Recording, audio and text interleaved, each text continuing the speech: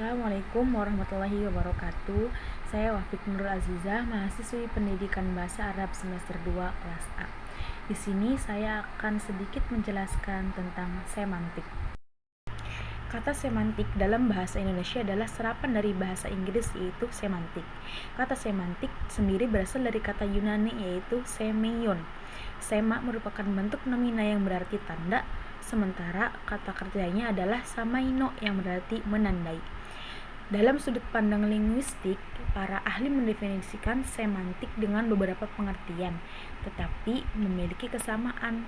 Pengertian ilmu semantik memiliki pengertian sebagai studi bahasa yang berfokus pada makna bahasa. 3 kajian dalam semantik terbatas pada lambang bahasa atau simbol-simbol yang berkenaan dengan bahasa sebagai alat komunikasi verbal.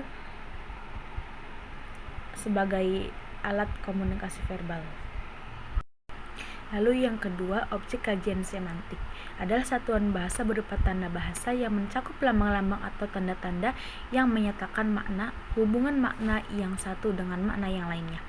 Hubungan makna terhadap manusia dan masyarakat pengguna bahasa. Mempelajari seluk-beluk makna juga berarti mempelajari bagaimana setiap pemakai bahasa saling mengerti. Oleh karena itu, makna bahasa dapat dianalisis dalam struktur keilmuan bahasa seperti fonologi, morfologi, dan sintaksis.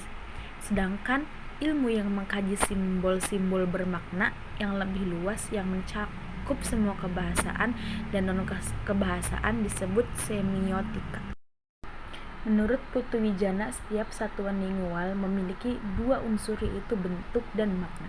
Makna menurutnya dapat didefinisikan sebagai konsepsi atau persepsi yang menghubungkan satuan lingual dengan kenyataan di luar bahasa yang disebut referen.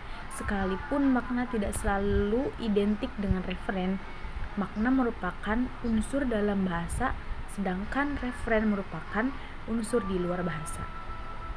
Kemudian, tanda bahasa tersebut terdiri dari unsur penanda atau bunyi dan tulisan, dan unsur makna. Kedua unsur ini adalah unsur dalam bahasa atau intralingual yang biasanya merujuk atau mengacu kepada sesuatu referen yang merupakan unsur luar bahasa atau ekstralingual dalam bidang semantik. Istilah yang biasa digunakan untuk tanda linguistik itu adalah leksem, yang lazim didefinisikan sebagai kata atau frase yang merupakan satuan bermakna. Bentuk hubungan antara penanda dan konsep atau citra mental dengan referen atau kondisi yang dirujuk makna dapat dipahami dalam konsep segitiga makna atau biasa disebut semantic triangle sebagaimana yang telah tergambar. Selanjutnya ada makna. Makna merupakan kajian yang penting dalam bahasa, karena berbahasa tujuannya adalah menyampaikan makna. Makna merupakan tujuan akhir antara penutur dan pendengar, dan antara penulis dan pembaca. Makna objek kebahasaan bisa bermacam-macam.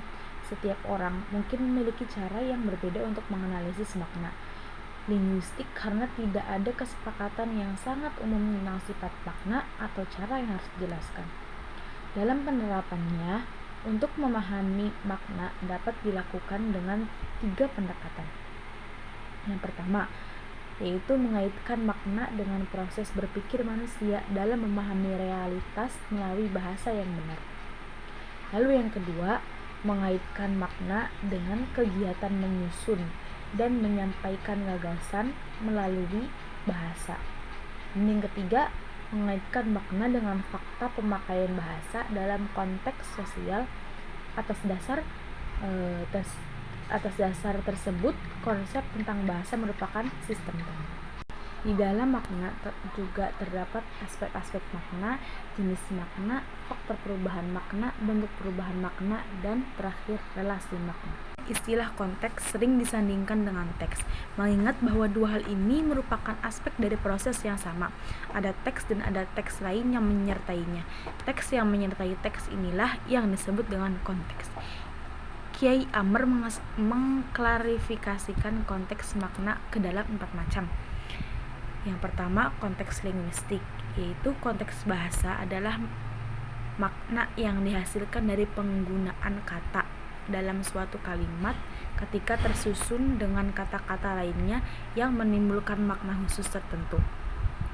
Makna dalam konteks berbeda dari makna yang ada dalam kamus, sebab makna kamus mengandung kemungkinan-kemungkinan, sedangkan makna dalam suatu konteks yang dihasilkan oleh makna tertentu yang mempunyai batasan yang jelas yang tidak bermakna ganda.